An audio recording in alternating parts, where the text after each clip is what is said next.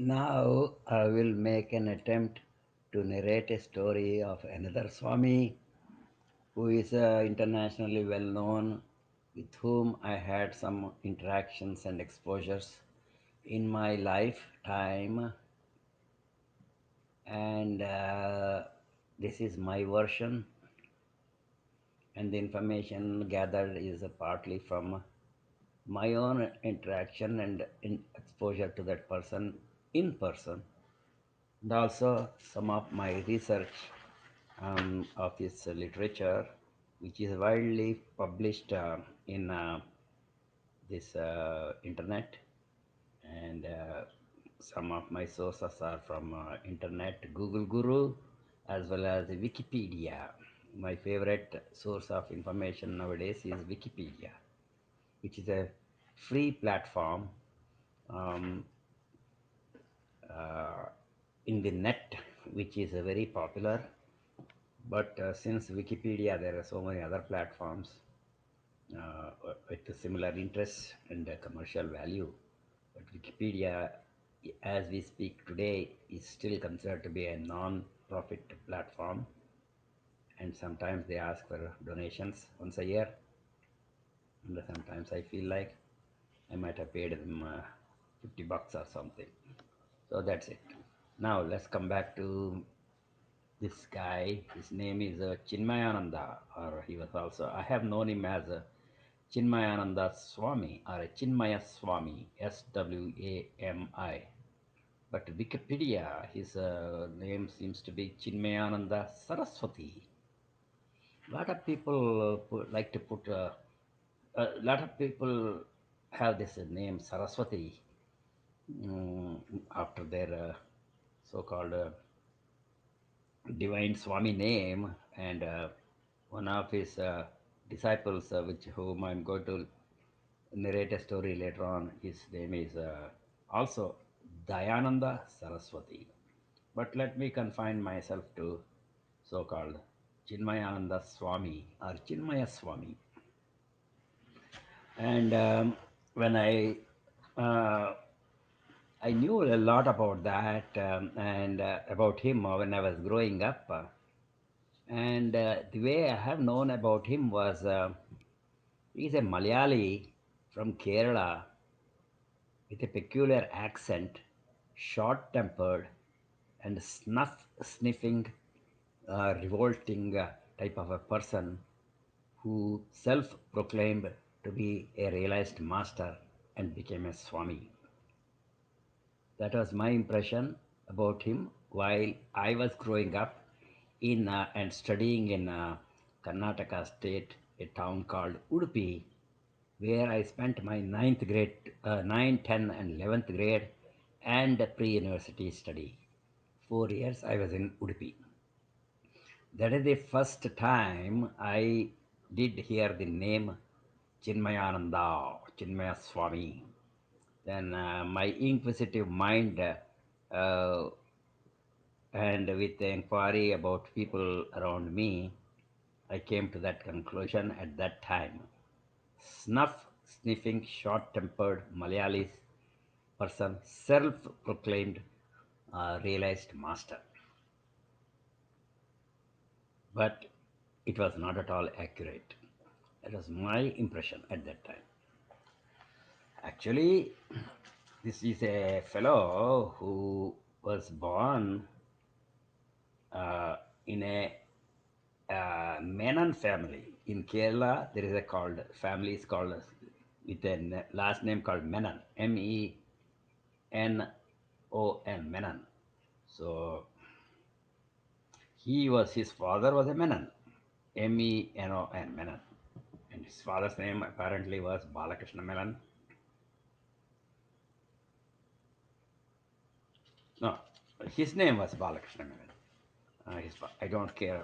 Father's name is his Chinmaya Swami. Mr. Chinmayananda's name was actually Balakrishna Menon, Menon, born in May 1916. And he died in August 1993 at the age of 77 in a hospital in San Diego, California. That part I knew because the news was international news at that time, and I was in America, and he this Balakrishna Menon, who later became Chinmaya Swami, made Hinduism and Hindu Vedantic thing and Vedantic knowledge and Advaita philosophy. He popularized that. He cashed on this concept of ancient Hindu philosophy of Advaita. Advaita means non duality, faith in so called God. So he has found many of the things, and his foundings were Chinmaya Mission and Vishwa Hindu Parishad. That's another thing he was founder of it. And as I mentioned, his philosophy was Advaita Vedanta, which is one also pursued, continued, perpetuated by the other guru of mine I used to follow. His name is Dayananda Saraswati, which will come in my next chapter. So this Chinmaya guy's guru in a Vedantic level was Shivananda Saraswati. He was also a he was also a Malayali, and he was in a place called Tapavan. Another guy called Tapavan Maharaj.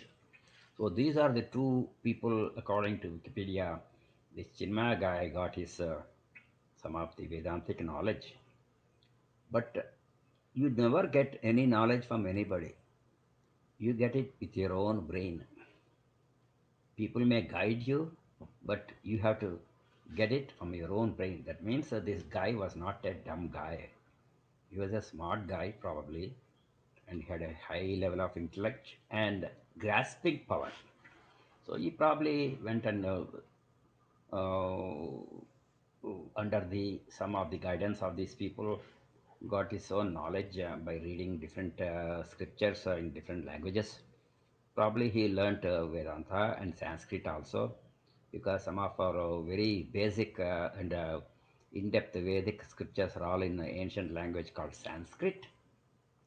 And I have listened to his talks a few times in my adult life in America, and I have found he used to quote in different Bhagavad Gita and some other things and the full sentences and verses in Sanskrit. Then he used to translate it in English.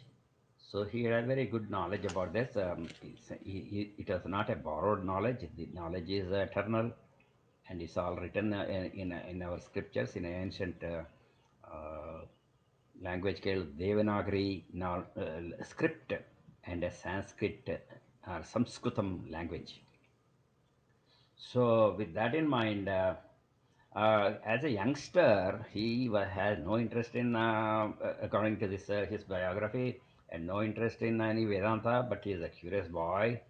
And he was in the freedom fight of India in August, and he was jailed. And apparently, he almost died from typhus, typhus, typhus fever, and he was rescued and by a Christian lady somewhere in the north. That is a curious thing, and again, some people have to come to a near-death experience before they wake up and take another bath. So maybe he went through that. I don't know, because a similar story follows Buddha's story also, so-called Gautama Buddha, Siddhartha. He was absolutely emaciated and trying to die in a jungle, and some old lady, some young lady came and gave him little water and some batata bhajyams, and then he ate that. Buddha ate it, and then he woke up. Then the lady really cursed him out. What the hell you are doing? If you want to find yourself, you have to take care of yourself. It means you have to eat and live, buddy fellow. That's what that lady told. Her name was Sujata, I think. So with that, that Gautam guy got his senses back. And after a couple of years, still it took him 2 years to become a so-called realized Buddha. That's what the history tells me, the way I see the history of Buddha guy. So anyway, this coming back to Mr. Chinmaya, he became a he got his career in journalism, and he has published many things, and he was by the time quite popular. And then he studied Vedanta, and he got getting more popular.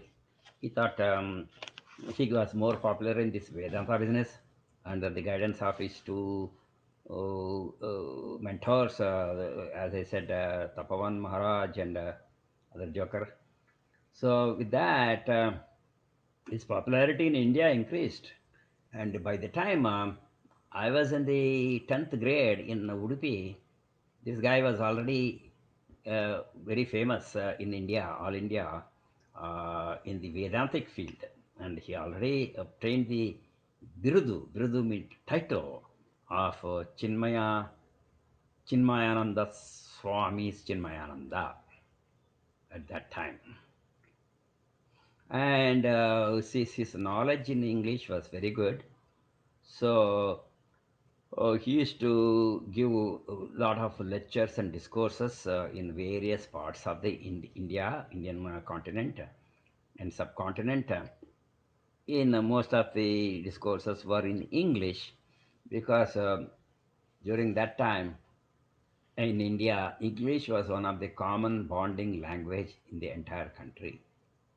And the people from Malabar or Kerala were the most educated people in the entire country, and they kept that record even today. Their education rate was nearly 95%, and Kerala, state of Kerala or Malabar, is in the from the V tip of from the tip of Indian subcontinent. It uh, along the west coast, nearly 200 miles of coast is all Malabar or Kerala coast. That's where this fellow comes from. They are called Malayalis. And there are three big communities there. One is called Brahmin community, second one is non-Brahmin, mainly Nayars and Menans. And third community is probably Muslim in Kerala, and the fourth one is Christians. Anyway, that is the background of his regional area. And even today, the Malabar people are extremely bright and brilliant, and a lot of scientists have come. And I think Nambi Narayan is one of the guys who is my favorite nowadays in the research and technological field. Anyway, coming back to Mr. Chinmaya, so he did that. And then when did I first exposed to this Joker? So that was in my 10th standard. I was studying 10th standard in Udupi. I went to Mangalore, which is about 30 miles from north of 30 miles south of Udupi, where my grandparents lived, my mother's father and mother. So I went there for a vacation, and then vacation we just play around and joke around, and we never studied there during vacation time. It was a cushy holiday time. At that time, somebody told us that this Chinmaya Swami is giving a talk in the Maidan. Maidan means big playground where temporary tents were put up and the loudspeakers were there and the stage was made. That is the called Maidan Pandal. So Maidan Pandal, Chinmaya Swami is talking. Would you like to go? Somebody said. Probably my older brother said. My older brother Sridhar has all these interest in gathering knowledge. At that time, I was just curious, and I was going there just for entertainment and see the show and fun. So with that, I went there, and the pandal was full. There was about 5 or 10,000 people there. Pandal was full, and loudspeaker was there, and he was uttering his lectures and talks about some kind of a Vedanta bullshit.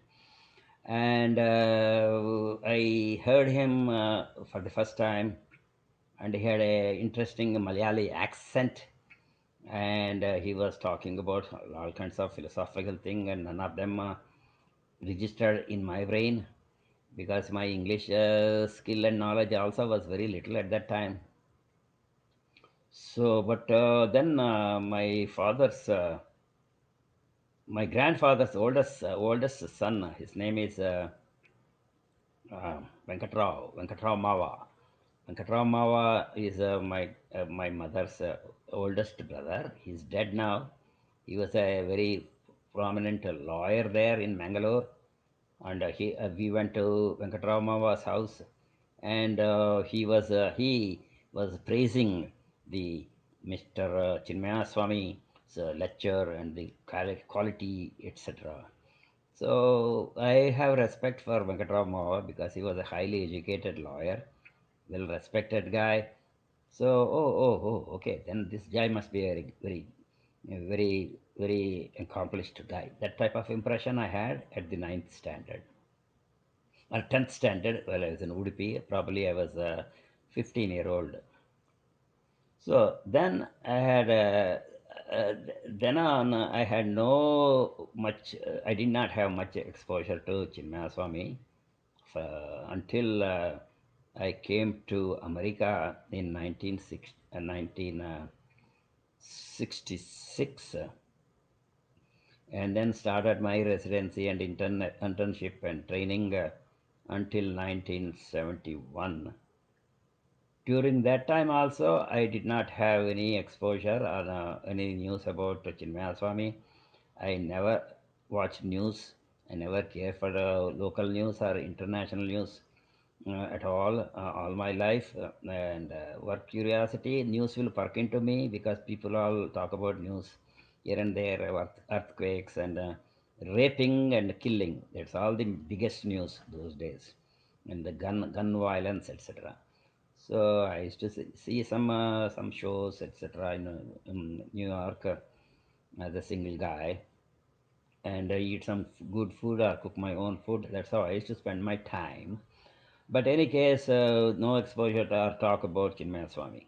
And 1971, I went back to India to get married, and I found my so-called wife in Bangalore. And that time, I again had exposure to Chinmaya. Why?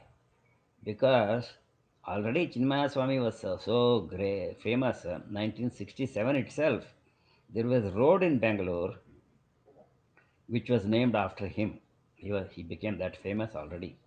That road is called Chinmaya Mission Hospital Road, CMH Road. And at the end of one end of that road, there was a first hospital, a private hospital of some kind. It was a non-profitable charity hospital. It's called CMH Hospital. And the biography funnily says that was the first patient of this hospital was Mr. Chinmayananda himself, because he probably had a heart attack at that time, his first heart attack, and probably he was about 50 years of age. So those days, the most of the first heart attacks come around 40 to 50 years, and that is called midlife crisis. Heart attack is one of the things of midlife crisis, and other midlife crises include in the females, female menopause and personality change, and in men also some disaster happens that time of the life, and it's called midlife crisis. Probably this joker had that, but he recovered from that, and he continued his mission and continued his and he was becoming more and more popular with so many great philanthropic and entrepreneurial work his group did in India, and he started to travel abroad also. So that is the time I again got the exposure to the name Chinmaya Mission Road, CMH Road, because my father-in-law as a house was there at that time in so-called defense colony, which since my father-in-law was a retired wing commander of the of the U.S. Indian Air Force in a accounts section. He was allotted a small land there. Probably he got a land for 10,000 rupees or something at that time. But as my biography says, he had that house rented at that time, and he was living in so-called Air Force Command, which was a free quarters in Hebal. So anyway, I had that exposure. Very soon after that, he retired from the Air Force and he moved into that defense colony, and the CMH road was close by. And next to the hospital, very close to the hospital, there was also a temple built by Chinmaya Mission. That's called Chinmayananda Temple, which is only half a kilometer from my current house in 646 Indira Nagar, close to so-called 100-foot road. That's where I have a house, a freestanding bungalow-like house, which I bought later on. So because of that, the proximity, I used to wherever I used to go to my house, for vacation, I used to go to CMH, Chinmaya Mission Temple, Chinmaya Temple, which is only half a kilometer walking distance. I used to go there every day, every time, not to pray to Mr. God. There is a big, beautiful temple, nice Hindu style. They have built the temple, and there's a big prayer hall in front of the deities, where Chinmaya Mission people used to do bhajans in the evening, and very devotional songs about the gods of various kinds, and the bhajans. And I simply used to sit in a corner for 15 minutes to 1 hour and spend my time there during my vacation. And that used to give me a lot of solace, or satisfaction, and also that temple had a lot of garden around, beautiful gardens with various flowers, including hibiscus and another flower called sampigehu, or it looks like tulip, I think, tulip flower, but it's so fragrant, and that's also offered to different gods. And also they have a gift shop there, and a book shop, which I used to just look at it. I never bought any books or gifts. And in the donation box, maybe I put a 1 rupee, 2 rupees, something like that, and I used to walk away. But that wasn't my. Even today, when I go to India, I go to that Chinmaya Mission temple, Chinmaya temple, and I don't say hello to God at all. I just go around, look at the garden, and then sit there in a corner, listen to people, and watch them. That's all I do nowadays. So that is another exposure of mine. And there is a guy there. One time, his name was Brahmananda, and he has published some beautiful devotional songs. And I have a one. My son-in-law bought one, and one CD of that, or DVD, and I copied it. And sometimes when I'm in off mood, I used to play that. One time I remember coming from Boston to New York, I drove that. I mean, I played that. Somebody played that song in my car, and next to me, my spouse was sitting, and in the front, my son-in-law Anup was driving. And somehow I was in a disturbed state of mind, and that song put me through that trip. I remember that. Again, thanks to Mr. Chinmaya and his devotees, that record showed into my life, and that gave me some kind of a mental peace at that point in time, about 25 years ago. Anyway, now, what is my direct involvement of Chinmaya? That is, I'll begin in a second. Let me compose myself. Um, when I started my private practice, when I went to this Virginia Beach area after getting married, I convinced my wife that New York is not a good place to raise children or have a family, because I've been there in New York 6 years, and I've seen the changes and the culture of the Indian community there. and I did not like it and hustle bustle of a city, so I said I had to move down. So 6 months after my marriage, I moved to what's called Tidewater area, where my wife got a residency internship there, and I didn't have any job. But quickly, I found a job in VA hospital. There, I worked for 5 years. Then another fellow said, "VA, why are you rotting in VA? You can make more money." So one Jewish resident told me that. So I quit that work and I started my own private practice in Virginia Beach. Within 1 year, I made $100,000 net. So I was considered to be a rich man at that time because of that kind of a money. Somehow people know that jokers make money, doctors make money, and there is a lot of opportunity there. With that in mind, second or third year of my practice, there was lot more money. Then the Indian community people, both doctors as well as other local professors, also found a need for starting something for Indian community. That's how the whole business of starting a temple started there. So we had a plan. One of the thoughts. I'm not saying it was my original thought to start a temple in Tidewater area, because these thoughts come spontaneously in different minds in almost simultaneously in different parts of the world. They need not be each to be connected individually.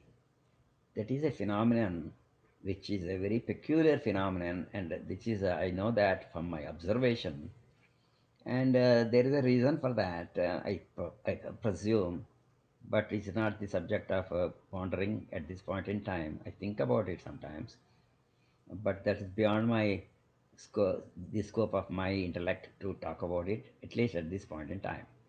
So, with that in mind, we wanted to start a temple.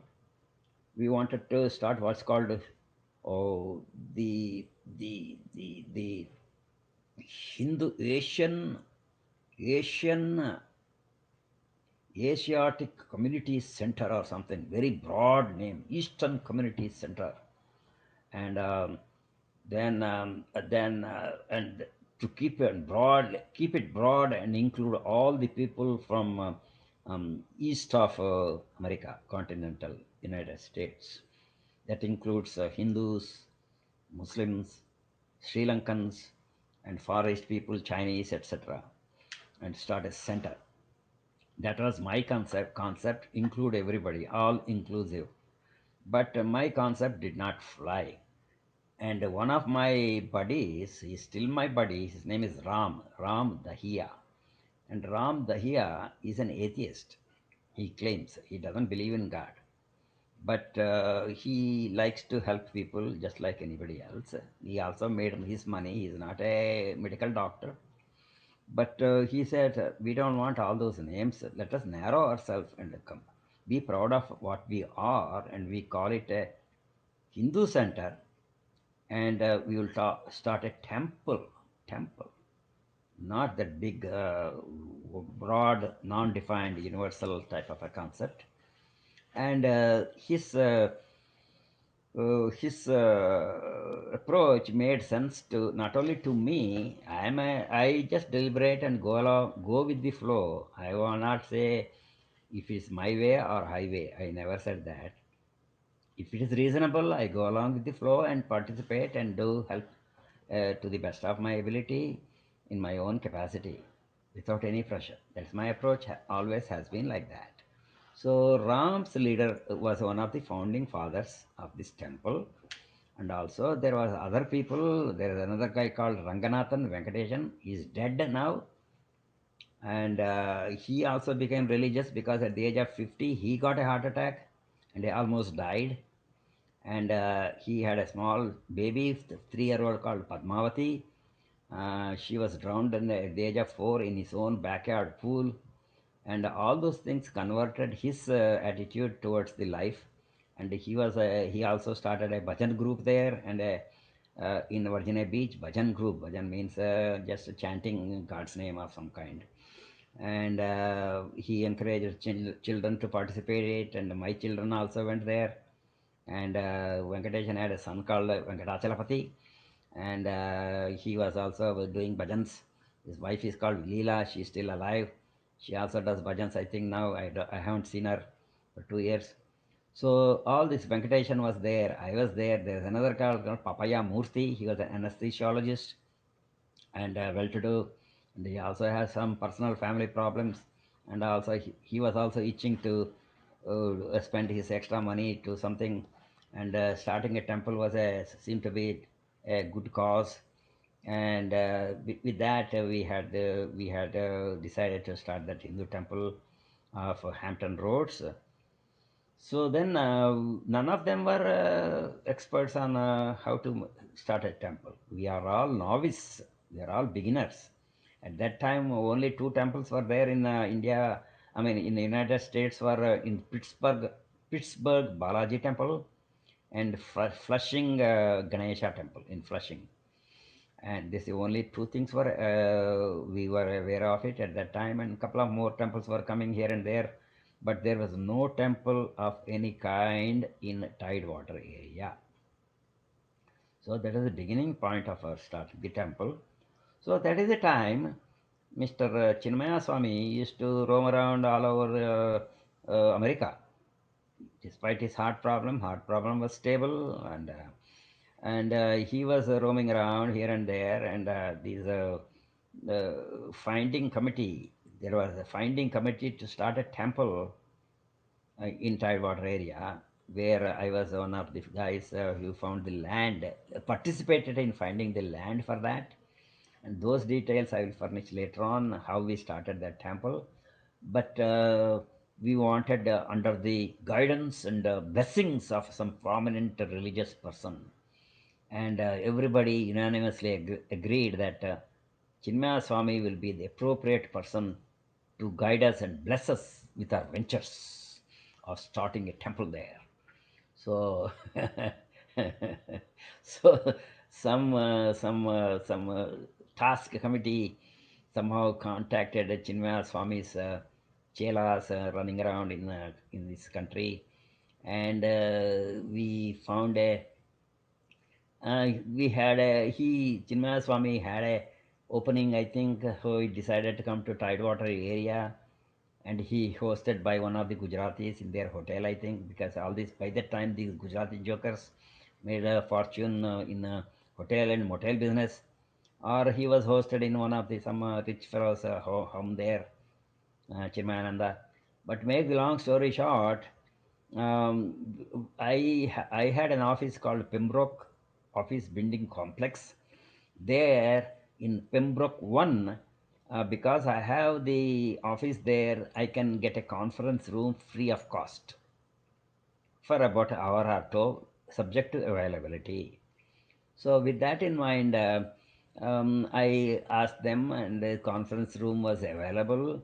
So we were about 25, 30 people of so-called rich people of Tidewater community. We all gathered together, and Mr. Chinmaya was brought in there, and he had a big asana. Asana means a high seat where he sat there in a Swami-like position, and we were asking his guidance how to we have decided to start a temple, how to start the temple, etc., etc. And also in the front of the Swami, we are supposed to pledge how much we will do the initial contribution for the temple. So that was the format of the first structuring of our temple under the Pitam, or under the guidance of Chinmayananda Swami.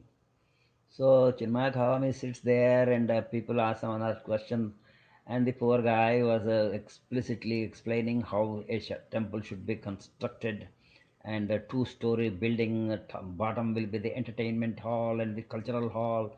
Top will be the temple, and the deity should be in this direction, that direction. And he was poor guy was telling all those things, and nobody was interested.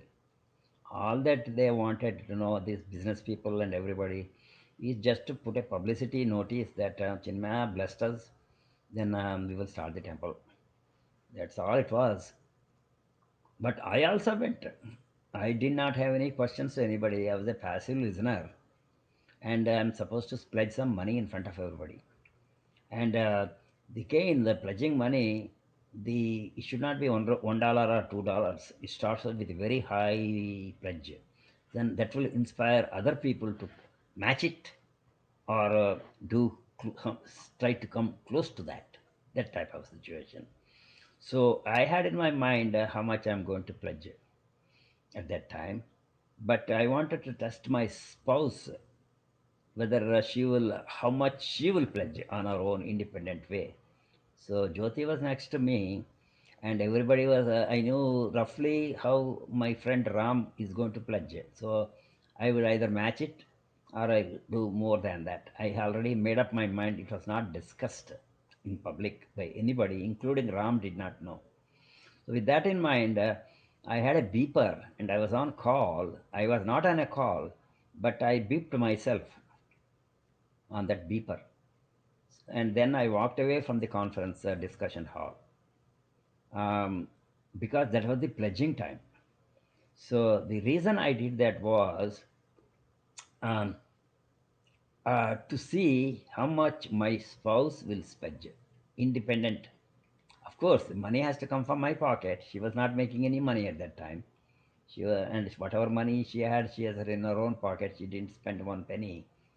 But with that in mind, why did I walk away? I wanted to test her. See, she's also called herself, by that time, she's very religious, and she was a Swami Chaser, Chaser. She was like Sant Keshav Das, the guy who came earlier and all, not because of me, because of she, my wife. So I wanted to test it, and so I walked out, and a few minutes later, she comes out. So I said, "What happened? Did it pledge?" No, no, no. You go and pledge if you want to. The room was too hot. I couldn't tolerate the temperature, and I got dizzy, so I came out. So that was my spouse's part at that time in pledging the money. But then Chinmaya Swami, poor guy, went away, and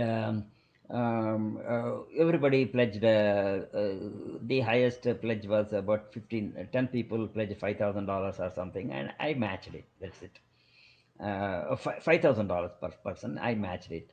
So there was some initial pot of about $50,000, and we were going tom tom every house begging for more money, and we had to get so much of money. Then with that we had to purchase land, etc. I'll come later on that. So that was finished. That job was finished, and then there was no more exposure to Chinmaya Swami during that time of the in 19 whatever the first episode of our building the Hindu temple in Hampton Roads.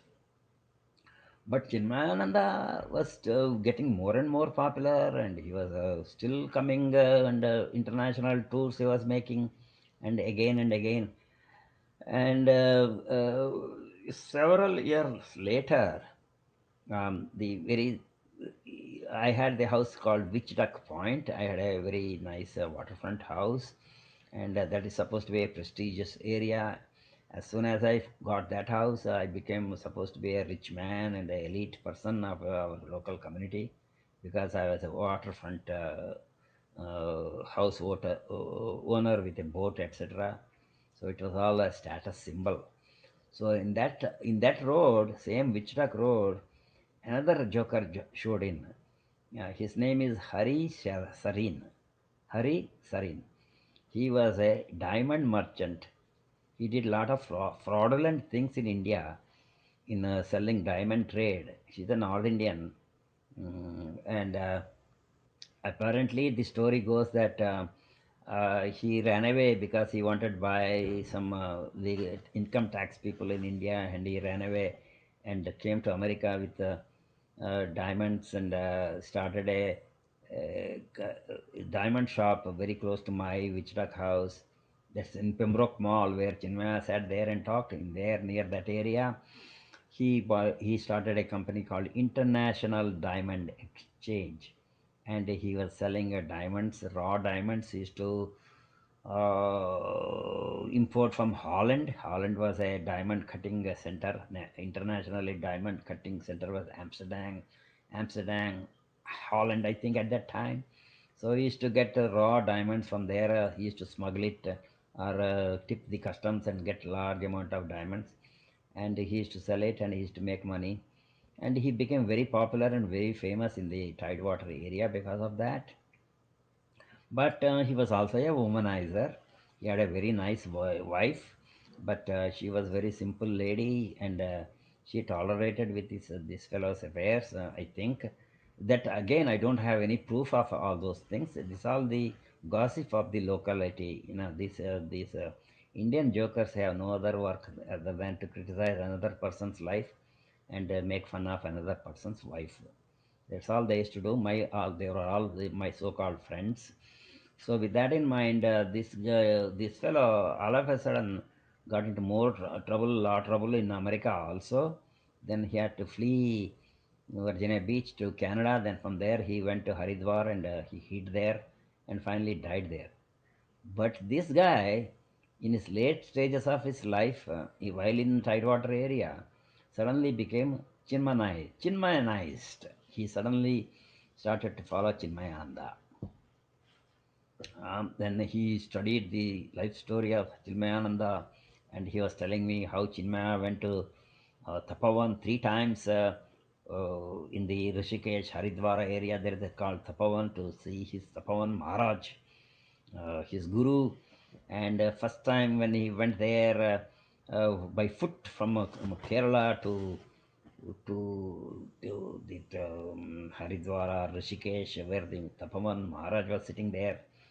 Then Tapavan asked Chinmaya, Ananda, why are you here? He says, the Chinmaya tells Tapavan, somebody referred me to you to get enlightenment. And Tapavan asks, who is that? He says, so and so, show me the letter. And the Chinmaya says he didn't have a letter in his pocket, he lost it. So Tapavan Maharaj says, so go back and get the letter.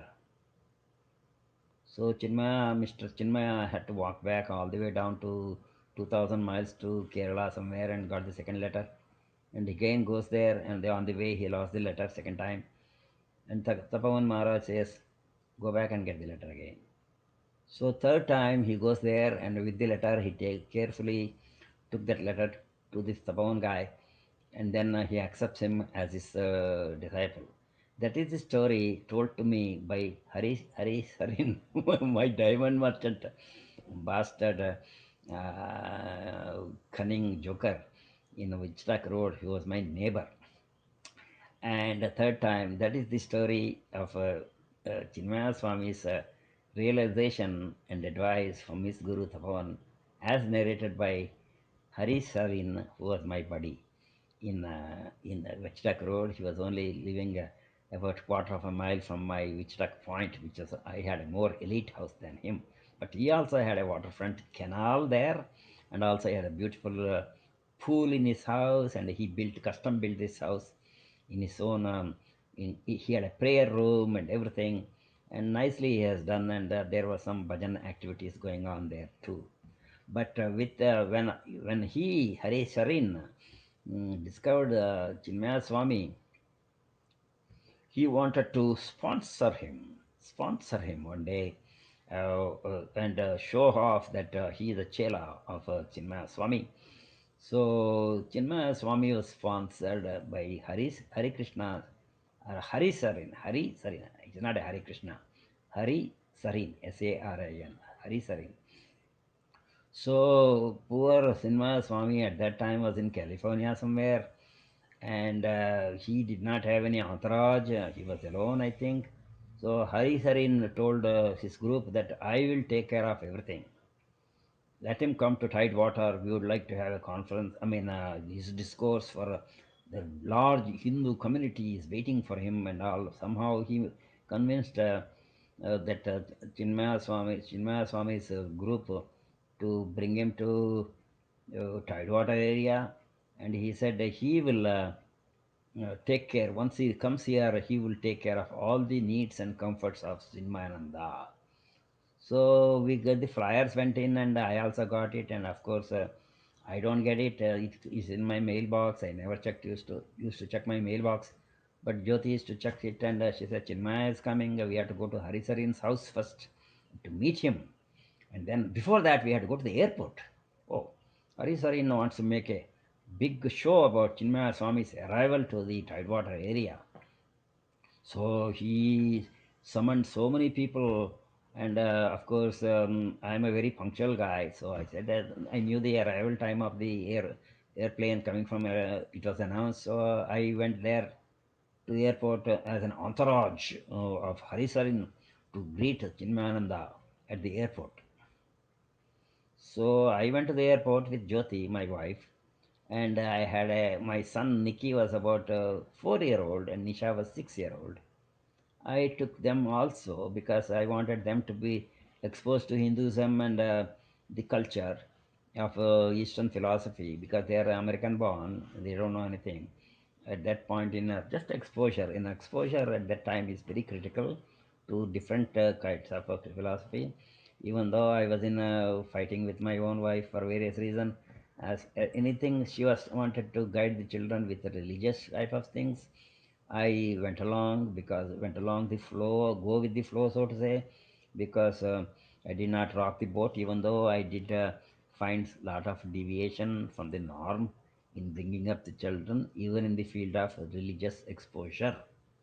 With that in mind, I went there to the airport. There was a lounge, waiting lounge. We were waiting, and finally, Hari Sarin was luckily Hari Sarin was there.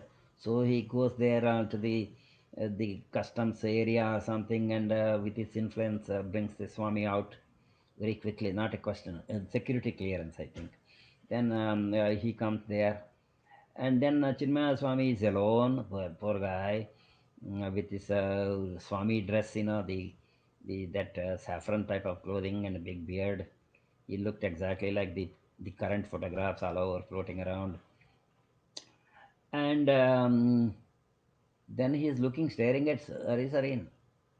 Let's go home. Let's go home. Then the Harisarin says, Swamiji, you have to wait a little bit. So why do you want to wait a little bit? The entourage to greet you has not come yet, arrived yet. That is the Indian punctuality. He has summoned so many other people to come to the airport.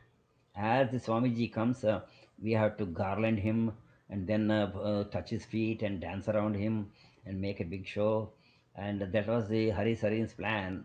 But all these people, like there's all these jokers who never cared for anything. They all care for their own self-interest, and they all came late. And actually, they didn't show up.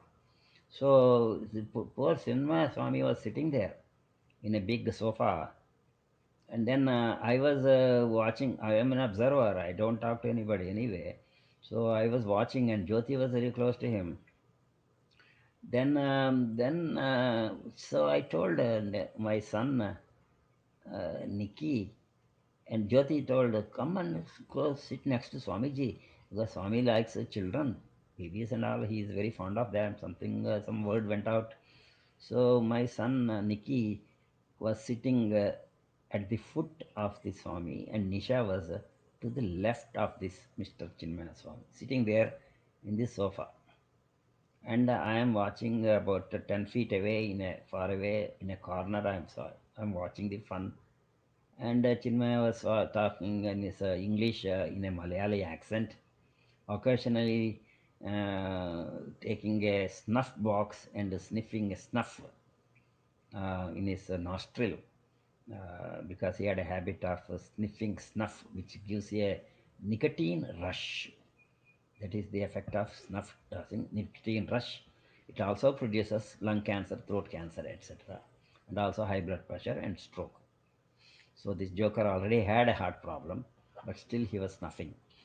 So whatever it is, they were sitting there. That is my actual exposure of seeing Chinmaya Swami there, and it will finish in a few more minutes. This saga of Chinmaya Swami.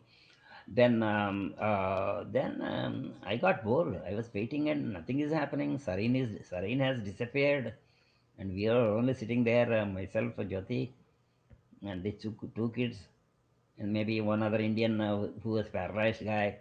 Oh, I think he was there. His name was, I forget his name. He also was there, sitting there. He never talked too much. So anyway, then I asked Nikki, my son, 4-year-old son. Hey, Nikki, Swamiji is here. If you have any questions, ask him. He will answer. That's the only thing I told my son. I didn't talk to Mr. Chinmaya. So then,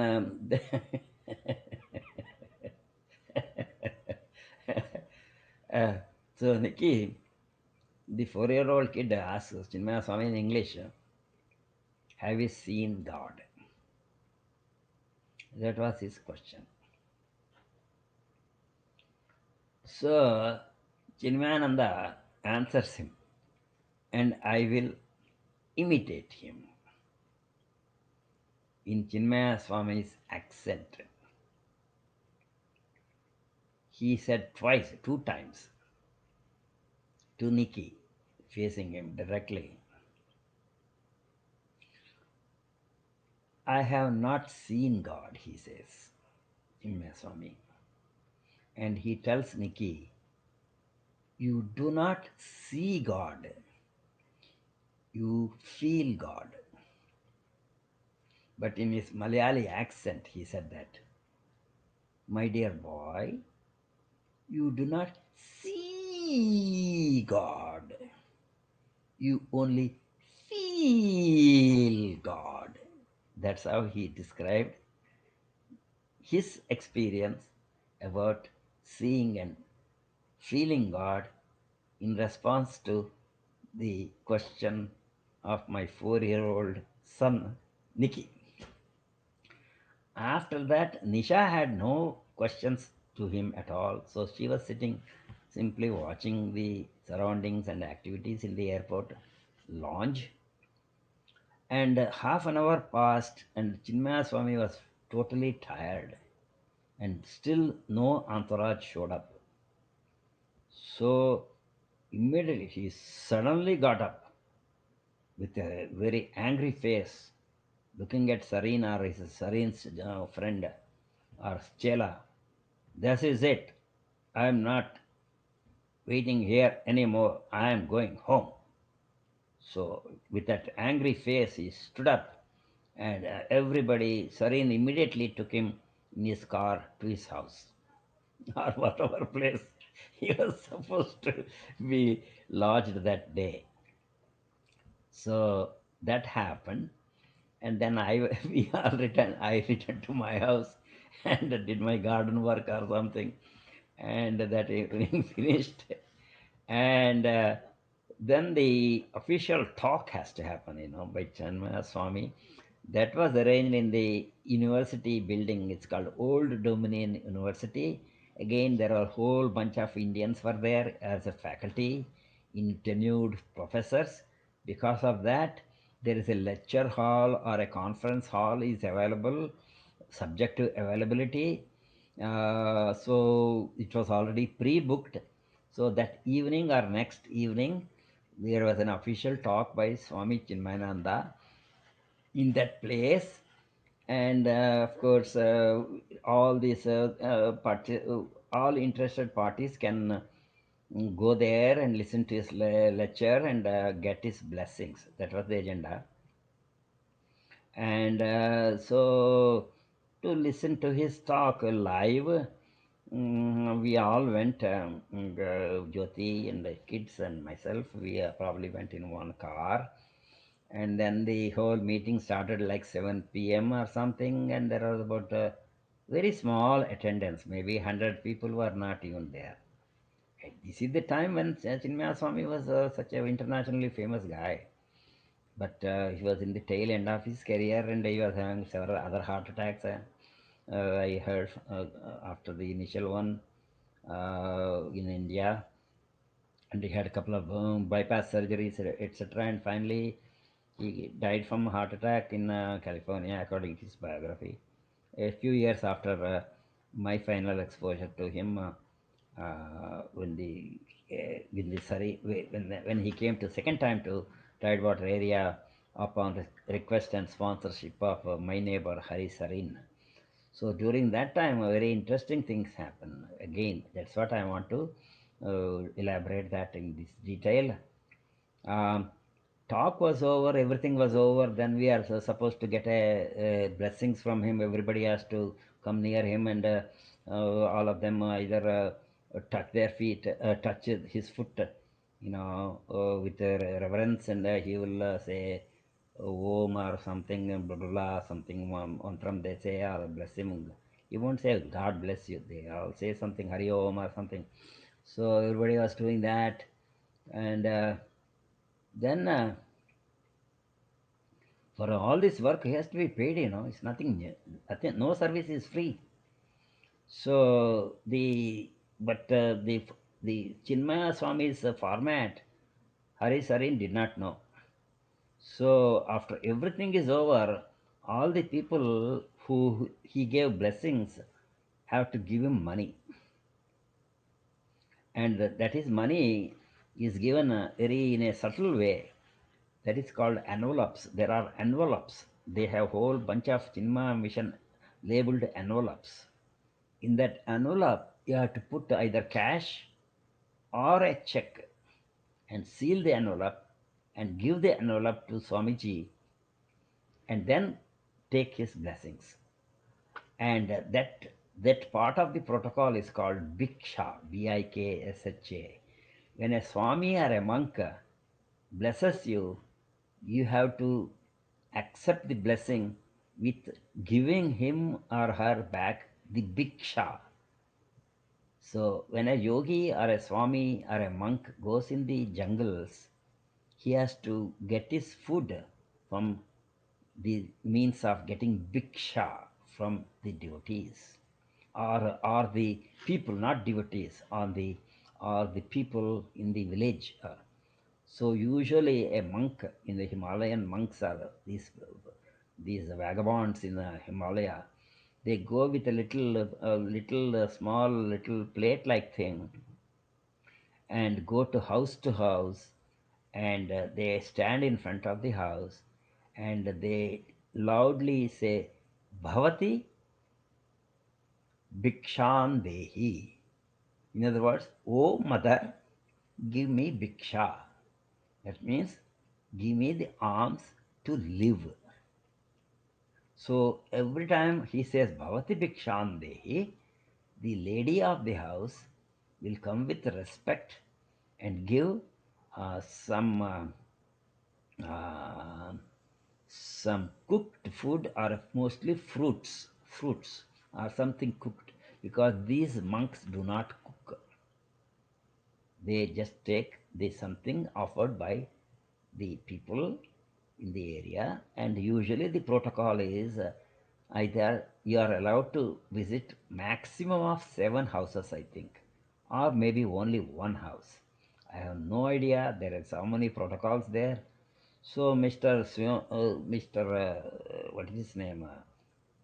Chinmaya Swami was totally upset because Hari Sarin, who sponsored him, did not know what the envelope meant, what Bhiksha meant.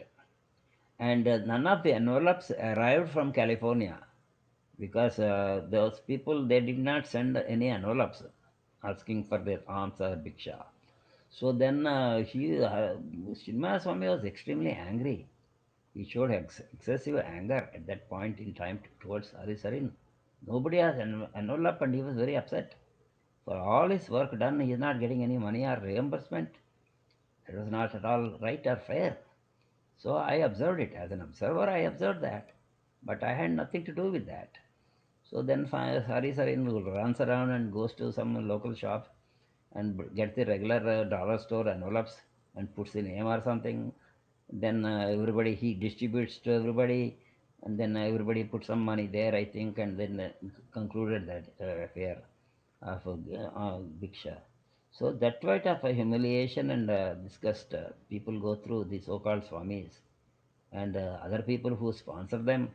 They don't have any kind of a any kind of a special devotion or anything. They do it for their own glory, self glorification.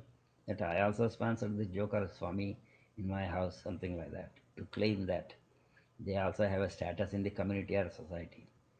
That is how that second episode of Swami Chinmayananda and my exposure ended. And after that, I never listened to his tapes or anything. There was no need except the Brahmananda tape, which gave me a solace one time, so much of peace of mind while I was traveling from Boston to New York. Actually, I went to Boston to see my cousin or something. He was dying from pancreatic cancer, and that gave me a lot of pain. And that was gave me a solace, peace of mind. This Brahmananda's devotional songs, which the tape or record I obtained from CMH temple in Indiranagar, close to my house. So with that in mind, uh, 1 hour, 1 hour of Chinmayananda saga is over, and he is one of the greatest blessed soul, and I will compare him to another avatar, and he has transformed the equation of Eastern thinking and brought so much to the Western world, which is still being perpetuated by so many followers of him, in which I had a very tiny role in my own way. Thank you for listening. I will end it now.